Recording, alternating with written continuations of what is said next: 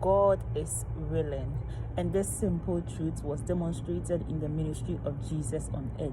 When you read Matthew chapter 8, verse 2 to 3, a man with leprosy came and knelt before him, Jesus, and said, "Lord, if you are willing, you can make me clean." Jesus reached out his hand and touched the man.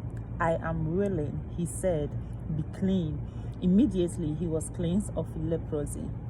Although Jesus was sent to the lost sheep of Israel, when you read Matthew chapter 15, verse 24, when the woman who needed healing for her daughter, who was possessed by demons, came to Jesus, the Canaanite woman, pleading with Jesus to heal their daughter, and Jesus told her that, "I have been sent to the lost sheep of Israel." And then she argued that even when the food has fallen from the table of the children, the crumbs can be eaten by the dogs. And Jesus, because of her faith, she received the healing that she desired of Jesus.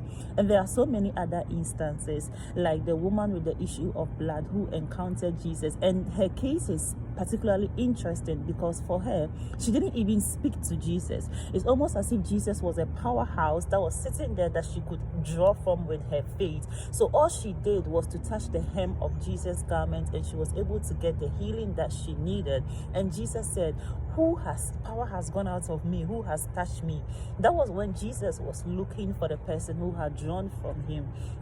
See, she didn't need the permission of Jesus. She didn't need Jesus to turn to her and say that, "I have agreed," because in the mandate of Jesus, the agreement for her healing was established. When you read from Luke chapter 4, verse 18, Jesus said, "The Spirit of the Lord is on me because he has anointed me to proclaim good news to the poor. He has sent me to proclaim freedom for the prisoners and recovery of sight for the blind, to set the oppressed free." So many came to Jesus, and although they were looking for healing, but he did so much more for them through the teaching of the gospel as well.